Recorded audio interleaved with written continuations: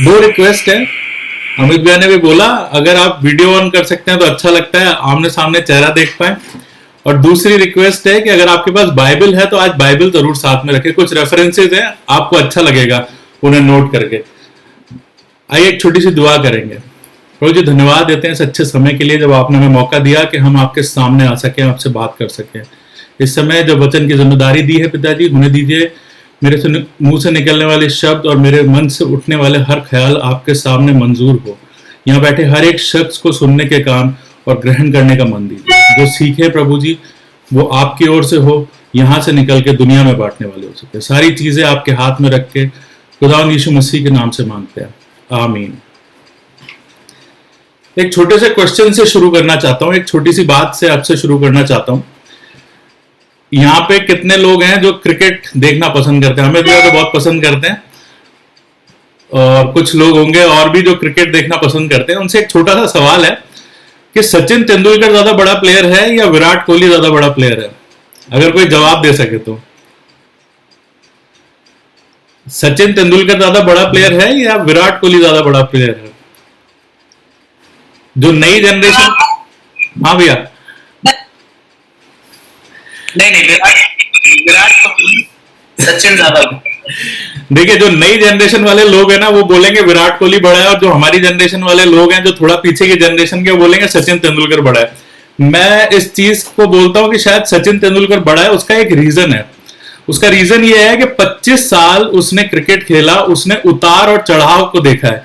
विराट कोहली ने शायद अभी अपनी जिंदगी में इतना टाइम नहीं निकाला है खेलते हुए, इतना एक्सपीरियंस नहीं गेन किया है।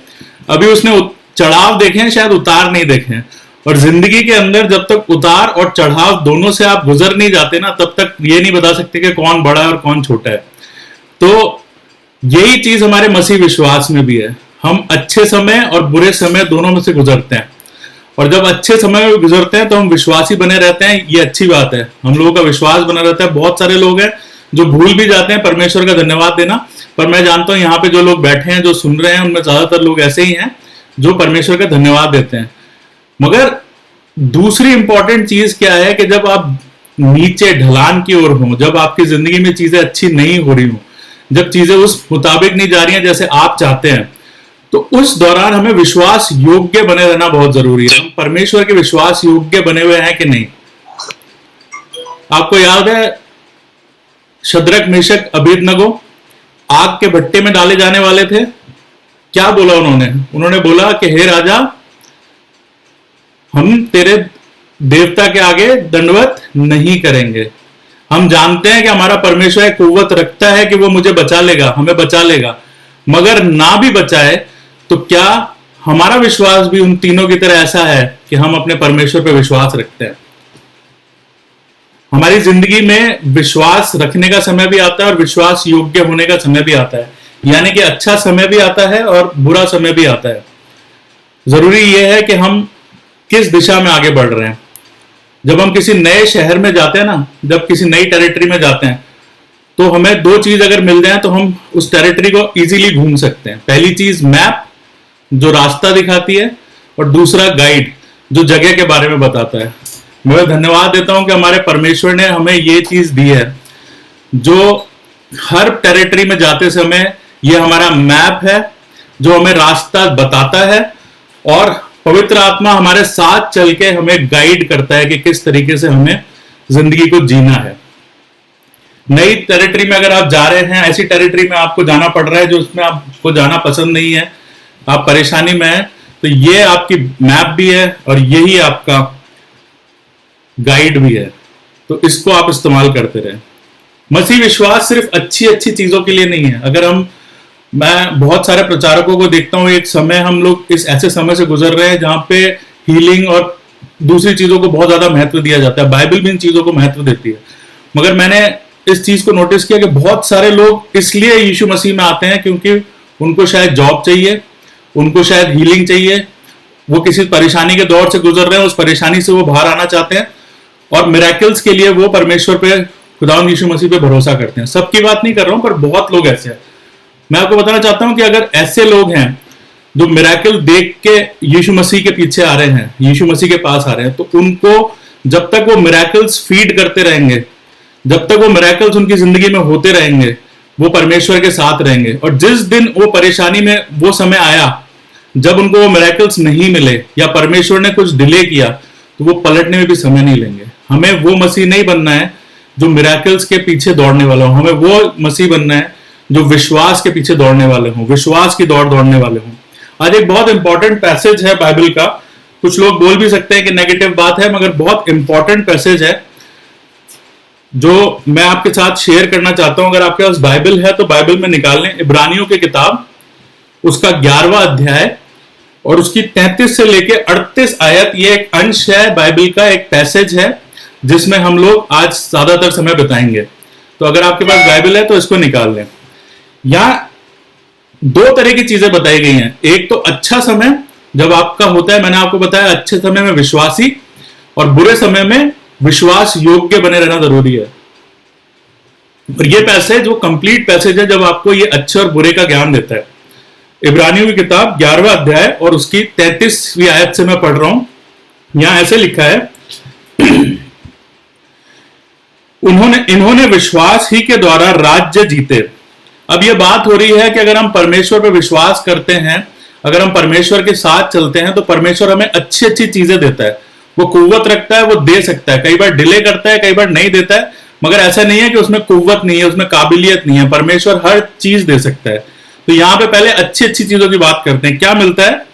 इन्होंने विश्वास ही के द्वारा राज्य जीते, धर्म के काम किए, प्रतिज्ञा की हुई वस्तुएं प्राप्त की। क्या थी प्रतिज्ञा की हुई वस्तुएं? जब मिस्र देश से निकले तो इजरायलियों को एक ऐसा देश मिला जहां दूध और शहद की धाराएं बहने वाली थी। वहां लिखा है कि वो चीजें आपको मिलेंगी जो आपने, वो खेत मिलेंगे जो आपने लगाए नहीं, वो अंगूर की बारियां मिलेंगी जो आपने लगाए नहीं, आप उसका फल खाएंगे, मगर वो आपने लगाने की मेहनत नहीं की है। तो परमेश्वर वो चीजें आपको देता है जो आपने शायद नहीं बोई हैं, मगर अच्छे से अच्छी चीज आपको देता है। आगे लिखा है, सिंहों के मुंह बंद किए। दानियल की किताब में हम जानते हैं कैसे दानियल को शेरों की मान में डाल दिया गया था और शेरों ने उसे छुआ नहीं था। मिराकल था अपने आप में ये। आग की ज्वाला को ठंडा किया। शद्रक मेशक अबेदनगो की मैंने बात की, वो आग के भट्टे में डाल दिए गए और जब आग के भट्टे में डाल दिए गए तो वहां लिखा है कि ऐसा हुआ कि उनके मोजे तक नहीं जले, उनके अंदर आग की गंध तक नहीं थी। तो ये हमारा परमेश्वर है जो इस तरह के आश्चर्य कर्म कर सकता है, हमें हर तरीके से बचा सकता है। तलवार की धार से बच निकले, निर्बलता में बलवंत किया। बाइबल में आप पढ़ेंगे तो ऐसी बहुत सारी कहानियां आपको मिलेंगी। आगे लिखा है, लड़ाई में वीर निकले, विदेशियों की फौज को मार भगाया। ये सारी अच्छी अच्छी बातें परमेश्वर हमारे लिए करता है, करता आया है और करने की कुव्वत रखता है, आगे भी करता रहेगा। हमारा विश्वास परंतु इस चीज पे नहीं होना चाहिए कि हमारा परमेश्वर हमारे लिए अच्छी अच्छी चीजें कर रहा है। अब जब अच्छी बातें हो रही हैं तो मैं आपको एक चीज बताना चाहता हूं। जो मिरेकल्स की हम बात कर रहे हैं, जो आश्चर्य कर्म की हम बात कर रहे हैं, या शरीर की बीमारियों को दूर की बात करने की बात कर रहे हैं, जिनके पास खाने को नहीं उनको खाना मिले, जिनके पास नौकरियां नहीं उनको नौकरियां मिले, ये सारी सांसारिक चीजें हैं।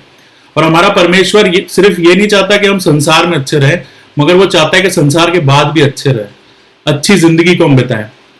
मेरे साथ अगर आप निकाल सकते हैं तो मेरे साथ निकालें पहला कुरिन्थियों उसका 15वां अध्याय और उसकी 19वीं आयत। पहला कुरिन्थियों 15:19।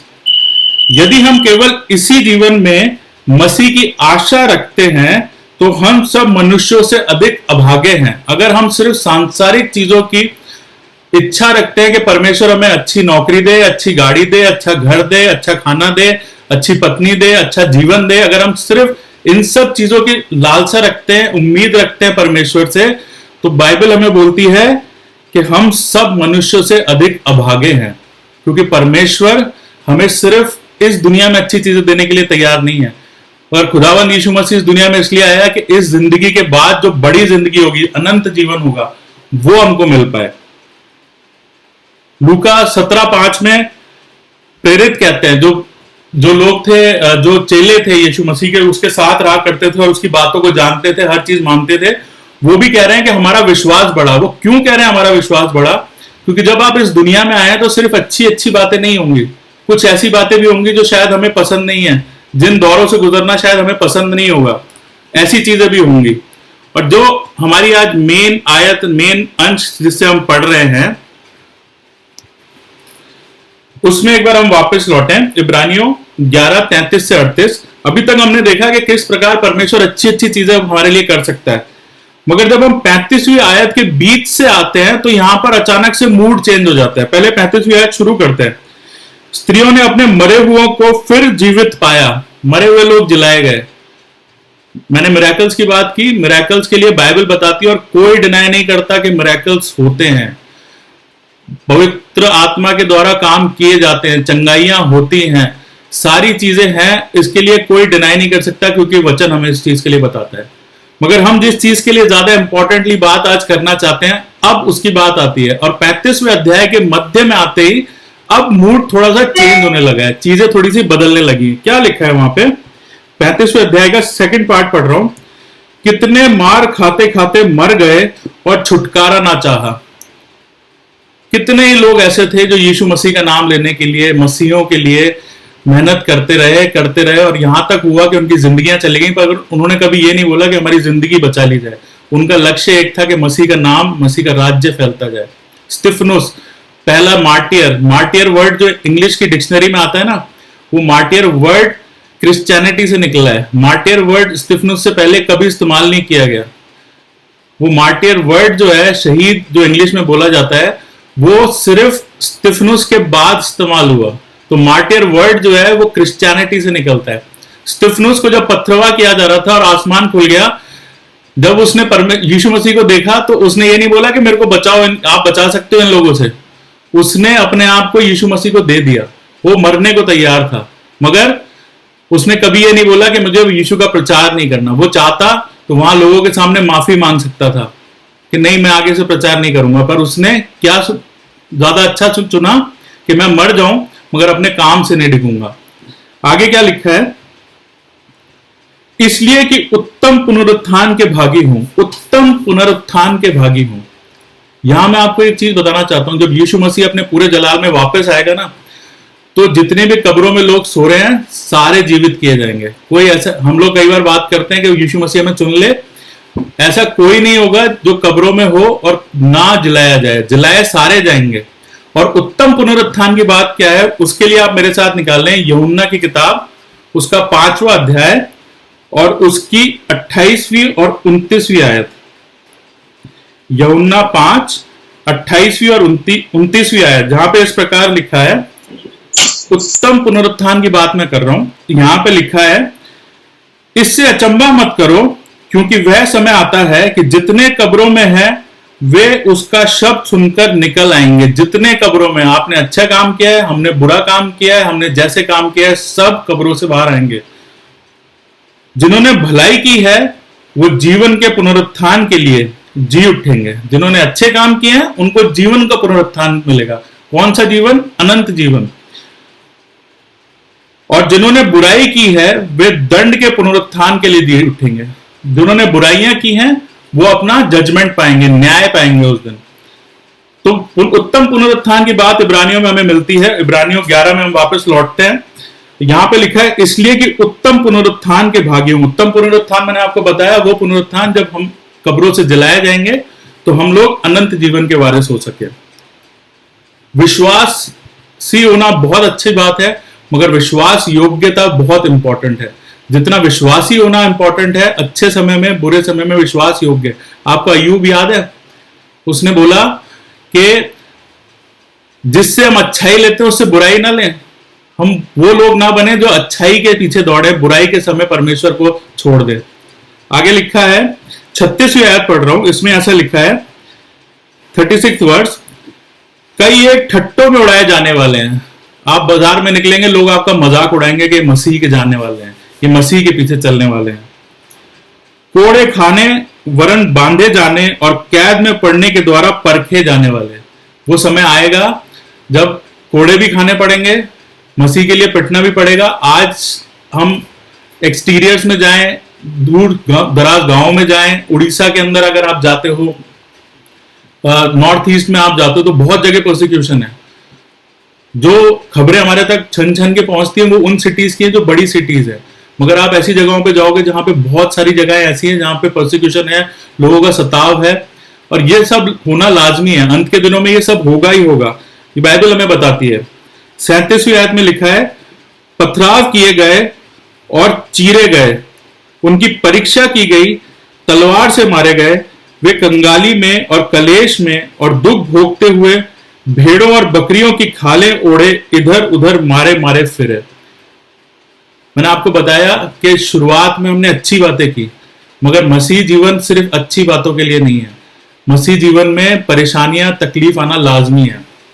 कोरोना का दौर था और चारों तरफ हाहाकार मचा था। बहुत सारे मेरे पास भी मैसेज आए, आप लोगों के पास भी आए होंगे कि दुनिया का अंत आ गया, दुनिया का अंत आ गया, दुनिया का अंत आ गया। लोग क्या ढूंढ रहे थे? लोग ढूंढ रहे थे ऑक्सीजन। ऑक्सीजन से क्या मिलता है? ऑक्सीजन से मिलती है जिंदगी।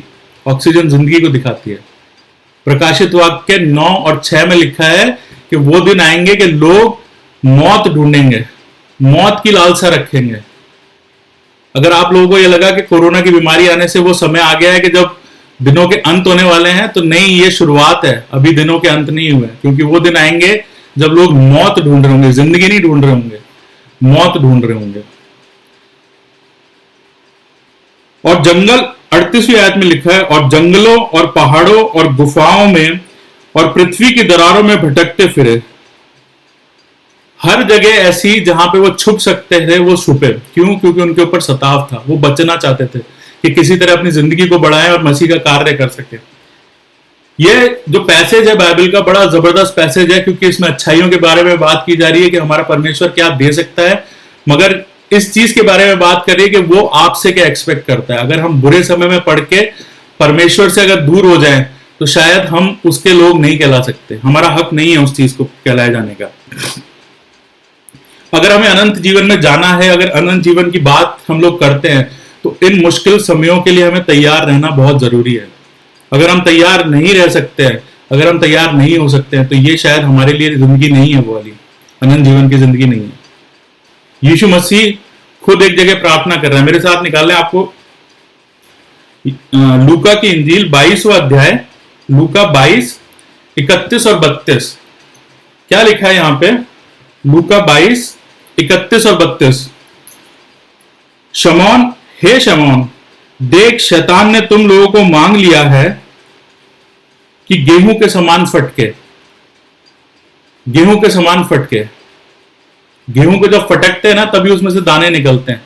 वो चाहता है कि हमें बिखेर दे। वो चाहता है कि अपने लोग, खुदावंद यीशु मसीह के जो लोग हैं, मसीह लोग जो हैं, शैतान ने मांग लिया है कि हमें बर्बाद कर दे, तकलीफ में डाल दे। मगर आशीष की बात क्या है? अगली आयत में लिखी है, परंतु मैंने तेरे लिए विनती की है कि तेरा विश्वास जाता ना रहे। यीशु मसीह खुद अपने आप परमेश्वर से विनती कर रहा है कि तेरा विश्वास जाता ना रहे। जब वो दिन आएंगे, जब वो तकलीफें आएंगी, जब वो मौत को ढूंढने का समय आएगा, तो यीशु मसीह हमारे लिए दुआ कर रहा है कि हम भटक नहीं जाएं, हम उसको छोड़ ना दें, मगर हमारा विश्वास बना रहे, हम उस अनंत जीवन में जा पाए। अभी कुछ दिनों पहले मैं शानू भैया की मीटिंग में था और उन्होंने एक बहुत अच्छा एग्जाम्पल दिया, और मुझे उस एग्जाम्पल को आपके सामने कोट करते हुए अच्छा लगेगा। उकाब की बात करते हैं हम लोग। उकाब, बाइबल में हर जगह उकाब आता है। उकाब की नॉर्मल जो जिंदगी होती है वो अराउंड 25 से 30 साल के बीच में वो जीता है। 25 साल हद हुए तो 30 साल जीता है। उकाब की जो बात है उसमें बहुत सारी बार आपने सुना होगा कि उकाब की नई जवानी नई हो जानी क्या होता है। जो उकाब है उसकी जवानी नई होना क्या होता है? जब उकाब बूढ़ा होने लगता है, जब उसको लगता है मैं मरने वाला हूं, जब मेरे दिन बीत गए हैं, तो क्या होता है कि दूसरे जो जानवर होते हैं, दूसरे जो पक्षी होते हैं, वो उसको मार खाने के लिए तैयार होते हैं। वो खा नहीं सकता, वो कमजोर पड़ जाता है। मगर क्या होता है कि आसपास वाले जो जानवर होते हैं, जो उसके बिरादरी के जो पक्षी होते हैं, वो भी उसको खाने के लिए तैयार होते हैं कि ये थोड़ा सा और कमजोर पड़े तो हम इसको खा जाए। मगर उस समय वो रियलाइज करता है कि इस परेशानी से निकलने का एक तरीका है, और वो ऊपर की ओर उड़ना चालू करता है, ऊंचाई की तरफ जाना चालू करता है। अपनी कमजोर है, हालत खराब है, खाना शायद पता नहीं मिलता है या नहीं मिलता है, बहुत तकलीफों में है, और वो ऊंचाई पे उड़ता जाता है, उड़ता जाता है, और एक जगह आती है जहां पे उसे लगता है कि यहाँ पे कोई नहीं आ सकता, यहाँ उसकी जीवन शायद कुछ टाइम के लिए सुरक्षित है। और वो वहां जाके एक चट्टान के ऊपर अपने पंखों को फैलाए और वहां लेट जाता है, चिपक जाता है। चट्टान की बात जहां जहां बाइबल में आती है वो किसको बताती है? यीशु मसीह को। जब हम अपनी जिंदगी में उस हालात में पहुंचेंगे जब हमारे को विश्वास हमारा कमजोर होने लगेगा, तो हमें भी उकाब की नाई ऊपर उठना है, नीचे गिरना नहीं है, अपनी जिंदगी को छोड़ना नहीं है, अपना विश्वास बनाए रखना है और ऊंचा ऊंचा ऊंचा ऊंचा जाते जाते और यीशु मसीह के साथ चिपके रहना है, उस पर टेका लिए रहना है। उसके बाद क्या होता है? उसके बाद का प्रोसीजर और तकलीफ दे होता है। क्या तकलीफ होती है? आपने यीशु मसीह को ग्रहण तो कर लिया, मगर उसके नाम में आपको बहुत लोग सताएंगे, बहुत परेशानियों का सामना करना पड़ेगा। क्या होता है? वो अपनी चोंच से एक एक पर को नोचता है, अपने शरीर से एक एक पर को नोच नोच के निकालता है। बहुत तकलीफ दे प्रोसेस होता है। और इस पूरे प्रोसेस में कि वो अपने सारे पंखों को नोच डाले, इसमें कम से कम लगभग 2 से 2.5 महीने 3 महीने लगते हैं। और इस प्रोसेस में उसको खाना नहीं मिल रहा है, शायद थोड़ा बहुत मिलता होगा, खाना नहीं मिल रहा है, वो उड़ नहीं सकता, वो लाचार है, तकलीफ में है। जब उसके पंख सारे वो उखाड़ देता है, उसके बाद वो अपनी चोंच तोड़ देता है, चोंच भी तोड़ देता है, और उसके बाद वो पड़ जाता है। उसके बाद वो कुछ नहीं कर सकता। मगर बनाने वाले ने उसके शरीर में कुछ ऐसे केमिकल्स डाले हैं, कुछ ऐसी चीजें डाली हैं कि वो जो उसके घाव हुए हैं उन घावों से वो रिसना चालू करते हैं, वो फ्लूइड उसके घाव से रिसना चालू करता है। और जब वो फ्लूइड रिसना चालू करता है तो उसके वापस पंख आने लगते हैं, धीरे धीरे उसके शरीर के अंदर वापस जान आने लगती है, उसकी जो चोंच उसने तोड़ दी थी वो चोंच वापस उगाती है, और ये सारी चीजें उसके शरीर को वापस नया कर देती हैं। ये परफेक्ट एग्जाम्पल है कि हम किस तरीके से दुनियावी जिंदगी में परेशानियों में जी रहे हैं, जीते जाते हैं, यीशु मसीह के साथ जुड़े रहते हैं, उस चट्टान से चिपके रहते हैं। अपनी तकलीफ उस चट्टान से चिपके रहने के बावजूद दुनिया में बहुत सताती है, बहुत परेशान करती है, अलग अलग तकलीफों को हम झेलते हैं। अगर हम झेलते जाएं और विश्वास में बने रहें तो वो हमें नई जिंदगी देगा। एक उकाब नॉर्मली 25 से 30 साल जीता है, और इस प्रोसेस को अगर वो 3 महीने 3.5 महीने का प्रोसेस है, अगर इस प्रोसेस को वो बर्दाश्त कर जाए, इस प्रोसेस से वो निकल पाए, तो उसको 29-30 साल की, वही 25-30 साल की जिंदगी वापस मिलती है।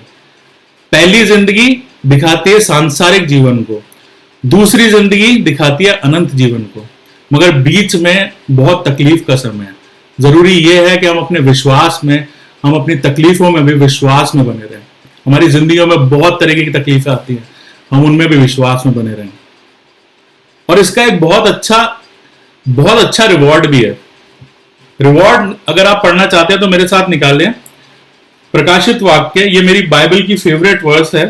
प्रकाशित वाक्य उसका 21वां अध्याय और 3री और 4थी आयत।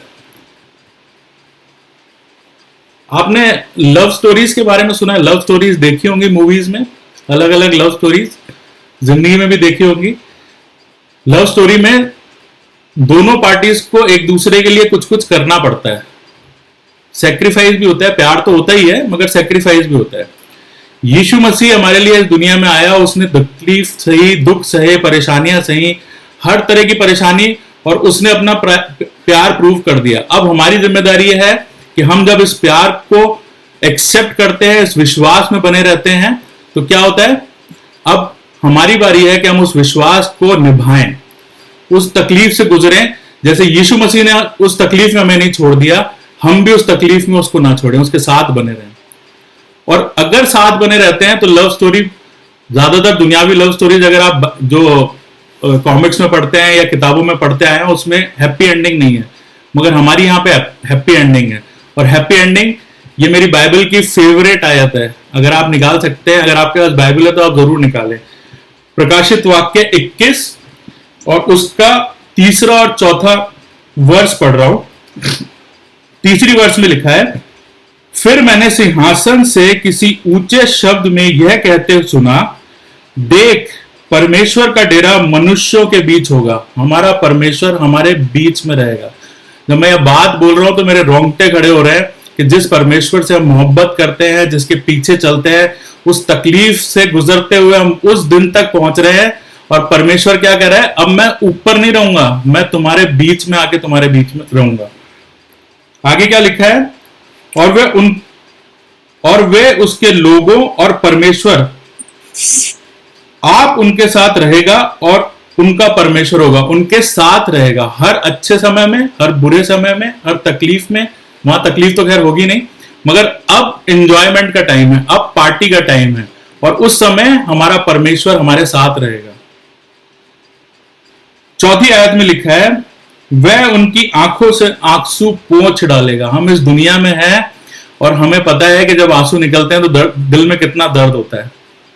अगर कोई ऐसा मिल जाए जो हमारे आंसू पोंछ सके, में बहुत अच्छा लगता है। और अगर यीशु मसीह अपने हाथ से आपके आंसू पोंछ रहा है तो उससे बेहतर तो कुछ हो नहीं सकता है इस दुनिया में।